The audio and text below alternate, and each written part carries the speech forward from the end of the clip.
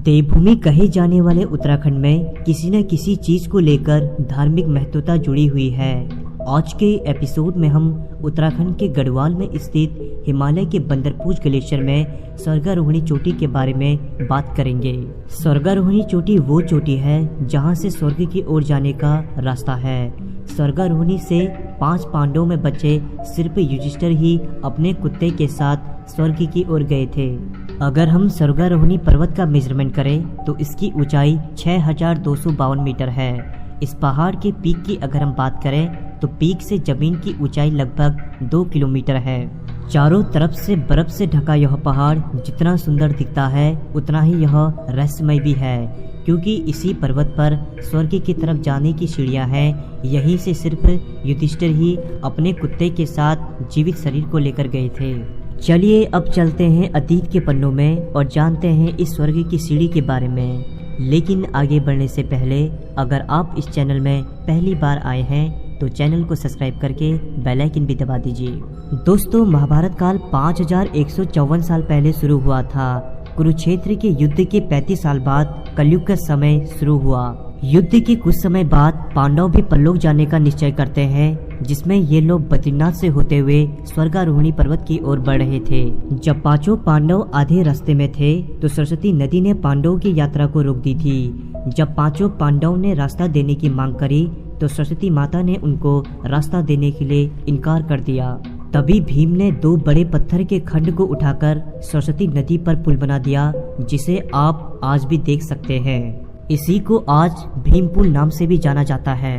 सभी पांडव आगे की तरफ बढ़ रहे थे, तभी द्रौपदी अचानक लड़खड़ाई। द्रौपदी को गिरा देख भीम ने युधिष्ठिर से पूछा कि द्रौपदी ने तो कोई भी पाप नहीं किया है, फिर ये नीचे क्यों गिर पड़ी।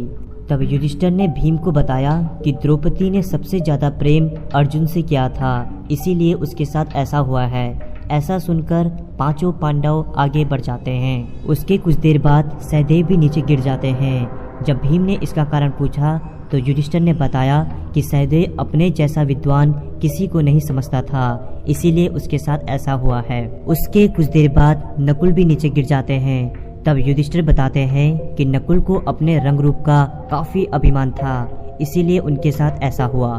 थोड़ा आगे चलकर अर्जुन भी नीचे गिर जाते हैं। भीम को बताते हैं कि अर्जुन को अपने धनुर्धरी और पराक्रम का काफी अभिमान था, इसलिए उनके साथ ऐसा हुआ।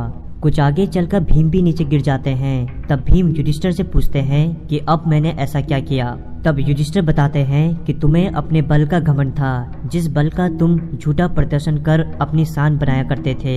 यह कहकर युधिष्ठिर भी आगे चल पड़ते हैं। केवल वह कुत्ता ही उनके साथ चलते रहता है। तभी सामने स्वर्ग की सीढ़ियां आ जाती है, जिसमें देवराज इंद्र अपना रथ लेकर आ जाते हैं। तब युधिष्ठिर इंद्र से कहते हैं कि मार्ग में मेरे भाई और द्रौपदी गिरे हैं, उन्हें भी अपने साथ ले जाने की व्यवस्था करें। तब इंद्र उनसे कहते हैं कि वे सब पहले ही स्वर्ग पहुंच चुके हैं। वे सभी शरीर त्याग कर स्वर्ग पहुंचे हैं और तुम स्व शरीर स्वर्ग में जाओगे। तब युधिष्ठिर कहते हैं कि यह कुत्ता मेरा परम भक्त है, इसे भी साथ चलने की आज्ञा दीजिए। और इंद्र के साथ युधिष्ठिर और वह कुत्ता साथ ही स्वर्ग की ओर चले जाते हैं। कहा जाता है कि आप इस पहाड़ से स्वर्ग की सीढ़ी तक नहीं जा सकते, क्योंकि आपको प्रकृति खुद यहाँ तक पहुँचने से रोकती है, चाहे वो खतरनाक एवलांच हो या कोई भी कारणवश हो। वैसे बता दें, ये सीढ़ियाँ रावण ने बनाई थी, जिससे वह देवलोक पर कब्जा कर सके।